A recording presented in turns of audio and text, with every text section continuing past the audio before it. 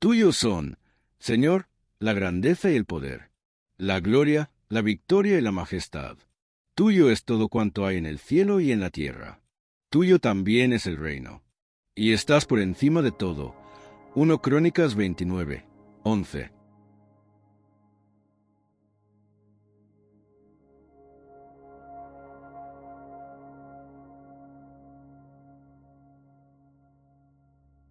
El velo del tiempo es espeso, tejido con hilos de dogma y olvido, una mortaja que envuelve las verdades más incómodas de la historia sagrada. Hemos aceptado una cronología pulida, un relato simplificado donde la vida de Yeshua de Nazaret se ajusta perfectamente a los confines de los evangelios canónicos. 30 años de silencio, seguidos por 3 de ministerio público, culminando en la crucifixión a la edad de 33. Pero, ¿y si esta línea temporal fuera una ficción conveniente, una reducción quirúrgica de una vida mucho más larga, profunda y, para algunos, peligrosa? Para desentrañar el secreto de la edad real de Jesús, debemos primero liberarnos de las cadenas de la exégesis oficial. Tenemos que buscar en las grietas de la historia, en los textos que fueron condenados al silencio y en los simbolismos que la Iglesia primitiva se esforzó por reinterpretar o enterrar. La primera fisura en el muro de los 33 años se encuentra en la propia Escritura que la Iglesia canonizó. El Evangelio de Juan es el más enigmático de los 4, el más imbuido de gnosis y simbolismo. En un pasaje clave, cuando Jesús debate con los judíos en el templo, estos le preguntan con escepticismo y desdén: «¿Aún no tienes 50 años? ¿Y has visto a Abraham?» Juan 8 y 57. Esta frase no es un simple arrebato, ni un insulto al azar. Es un indicador cultural que apunta a una edad real que era visible para sus contemporáneos, o al menos, plausible dentro de un debate acalorado. En la cultura judía de aquel entonces, una persona que hablaba con la autoridad y la profundidad rabínica que demostraba Jesús, especialmente en asuntos de tradición ancestral como la referencia a Abraham, debía tener la madurez de un anciano, al menos estar acercándose a la edad en que un hombre se considera plenamente establecido y respetado. Los 50 años.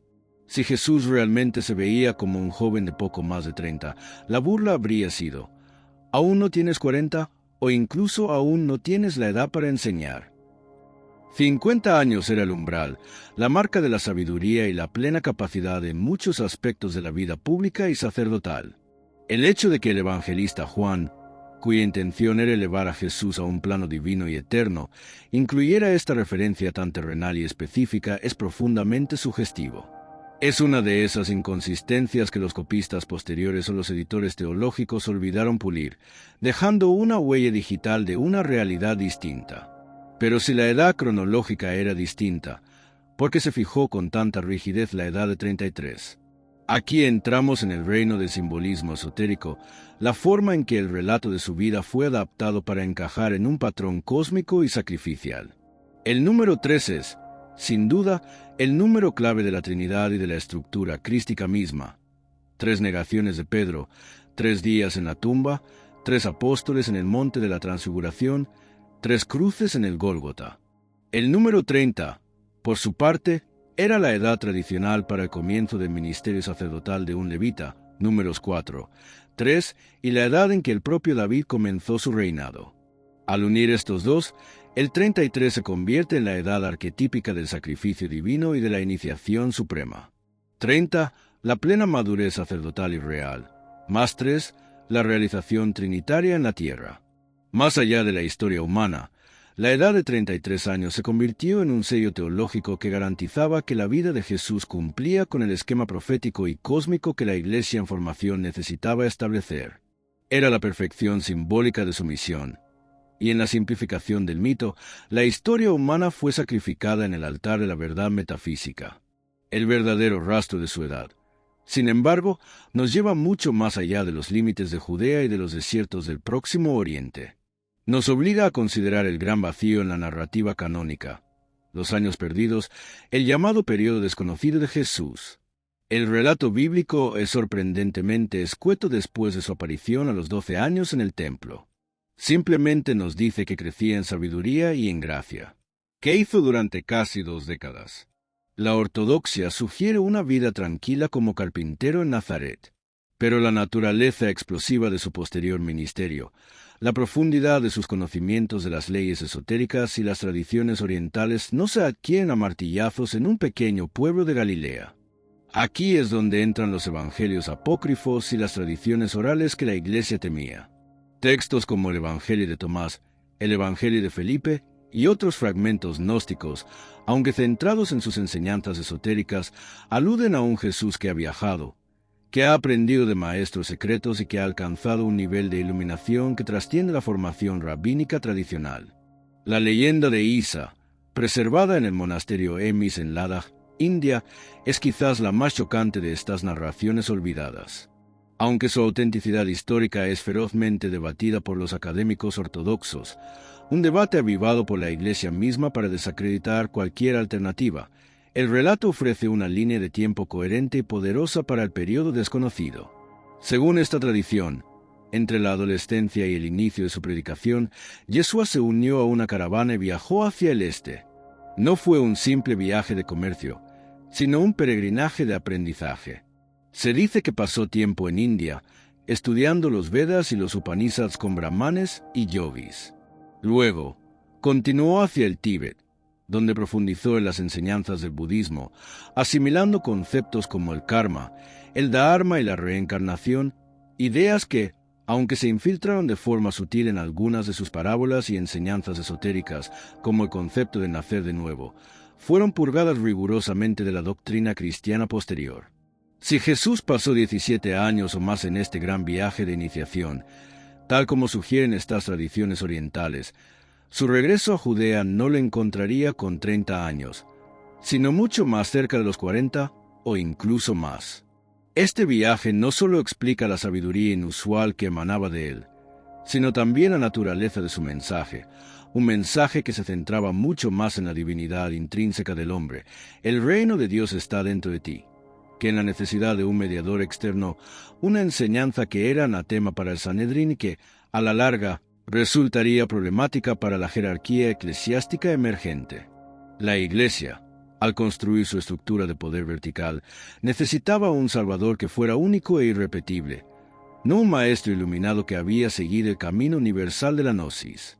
Si Jesús había viajado y aprendido de las mismas fuentes de sabiduría que otras grandes figuras como Buda o Zoroastro, entonces su autoridad radicaba en su experiencia y su logro espiritual, no solo en su filiación divina. Esta verdad hubiera socavado la necesidad de la Iglesia como única guardiana de la verdad y el camino hacia Dios. Por lo tanto, el largo viaje y la verdadera edad debían ser borrados.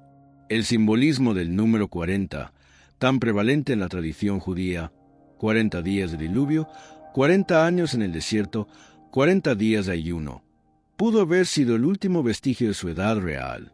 Los 40 años representan la prueba, la purificación y la plena madurez. Si su ministerio público comenzó alrededor de los 40 y duró los 3 años canónicos, entonces la edad de su sacrificio se acercaría a los 43, un número mucho más consonante con la pregunta desafiante de Juan 8 y 57 sobre los 50 años. Los rabinos se estaban subestimando por cortesía, o simplemente se estaban refiriendo a su apariencia de un hombre de 40 y tantos, acercándose la venerada cincuentena. El Evangelio de Felipe, un texto clave en la comprensión del cristianismo gnóstico, nos da otra pista sobre la identidad oculta de Jesús, una que sugiere una continuidad y una larga vida de preparación que no encaja en el modelo de los 33 años. Este Evangelio introduce el concepto de matrimonio místico o unión sagrada y el papel central de María Magdalena como su compañera. Si Jesús y Magdalena no solo compartieron un vínculo espiritual, sino una unión física y familiar, como sugieren muchos textos apócrifos y tradiciones esotéricas, esto implica una vida doméstica y una madurez social que excede con creces la imagen del profeta itinerante de 33 años. En una sociedad tan estructurada y familiar como la de Judea, un rabino de su estatura, si no era un asceta estricto, que no parece ser el caso, dado que bebía vino y cenaba con publicanos, estaría casado y establecido mucho antes de esa edad. La ocultación de Magdalena y la eliminación de su linaje, el supuesto santo grial, no es solo una cuestión de sexismo histórico. Es, Fundamentalmente, la necesidad de eliminar cualquier evidencia de una vida normal y larga para Jesús, que lo habría hecho demasiado humano y lo habría alejado del papel de Dios hecho carne que la Iglesia estaba canonizando. Un Jesús que vive una vida completa, que se casa, que quizás tiene hijos, una tradición persistente en el sur de Francia, las leyendas cátaras, y que muere cerca de los 50 o más tarde, es un maestro de la sabiduría y un iniciado, no un cordero de sacrificio juvenil y célibe. Su autoridad se vuelve terrenal, su ejemplo se vuelve replicable, y la estructura sacramental de la Iglesia se desmorona. El misterio de la edad está intrínsecamente ligado al misterio de su muerte. Si Jesús vivió más allá de los 33, entonces la cronología de la pasión también se desplaza. Existe la profunda y antigua enseñanza esotérica de que Jesús no murió en la cruz, sino que sobrevivió la crucifixión y continuó su vida en secreto.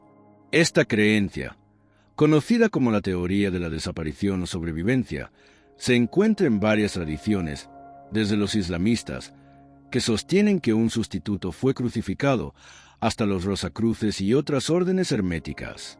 Si la crucifixión fue un simulacro, una puesta en escena política o esotérica, diseñada para cumplir una profecía y permitirle escapar de sus enemigos, esto abre la puerta a una vida posterior de peregrinaje y enseñanza oculta.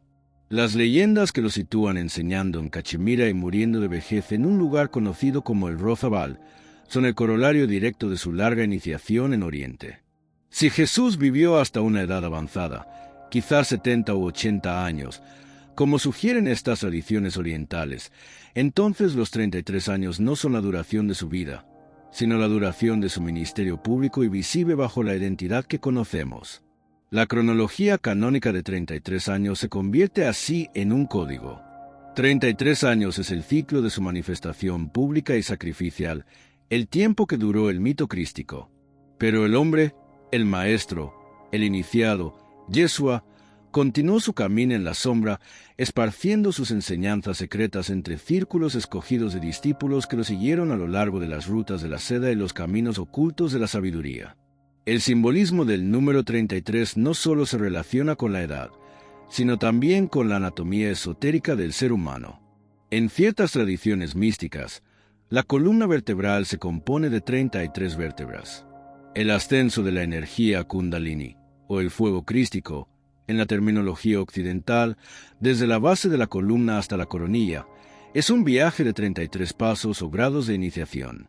Al establecer la edad de Jesús en 33 años, la Iglesia, intencionalmente o por una comprensión instintiva del simbolismo arcano, estaba codificando la verdad de que la vida de Cristo es, en realidad, una metáfora de la realización interna de cada ser humano. Los 33 años son el tiempo místico requerido para la completa ascensión y cristificación del alma. Si la vida histórica de Jesús fue más larga, el mito de los 33 años servía como una guía alquímica para el iniciado. No importa cuánto vivas, tu verdadera edad espiritual se mide por la finalización de este ciclo de 33 grados.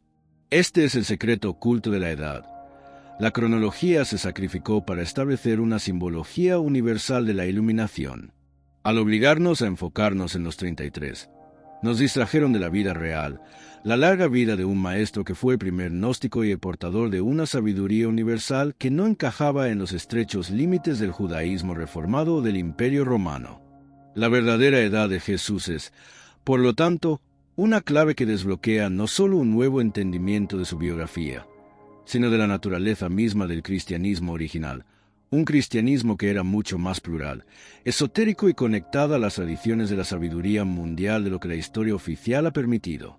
El viaje a Oriente y la larga vida se convierten en el testimonio silenciado de que el mensaje de Jesús era un dharma universal, no un dogma exclusivo. Este silencio, mantenido por más de 2 milenios, es el verdadero velo que estamos comenzando a rasgar, revelando la figura de un sabio anciano, no de un joven profeta, y reescribiendo la historia de la fe en un lienzo mucho más vasto y misterioso. La necesidad de ocultar la verdadera edad de Jesús se profundiza cuando examinamos el contexto político y social de Judea en el siglo I. Un profeta joven es más fácil de manipular en términos de narrativa que un maestro venerable. Un hombre de 40 y tantos o 50 años tendría una red de contactos y una autoridad mucho más arraigada que un recién llegado. Un Jesús más viejo sería una amenaza política y religiosa más grave para la autoridad romana y el Sanedrín. Su larga vida significaría una larga trayectoria de enseñanza y discipulado, lo que implica que sus seguidores ya eran una fuerza formidable y estructurada antes de su arresto, no un grupo incipiente de pescadores. La imagen del joven idealista es menos amenazante y más conmovedora. La narrativa del sacrificio se vuelve más potente con un héroe en la flor de la vida que con un anciano sabio que ha completado su ciclo. La juventud sacrificada inspira compasión y celo martirológico. La sabiduría anciana inspira obediencia al maestro, lo cual es una dinámica de poder muy diferente para una iglesia que busca centralizar la autoridad en sus obispos y concilios, no en la tradición oral de los discípulos directos de un maestro de larga vida que quizás se extinguió lejos de Roma. Esta manipulación cronológica fue, en esencia, una campaña de propaganda para reducir el impacto de un movimiento de sabiduría universal a una secta mesiánica local, una reducción que permitió al cristianismo sobrevivir dentro del Imperio Romano al despojarse de sus elementos más subversivos y esotéricos. Si estas revelaciones han despertado la llama de la duda y el anhelo de la verdad en tu interior, te invito a suscribirte a nuestro canal para continuar desvelando los secretos más profundos de la historia sagrada. Dale me gusta si sientes que esta verdad debe ser compartida, y comenta abajo qué otras enseñanzas crees que la historia oficial ha ocultado. El viaje hacia la gnosis apenas comienza.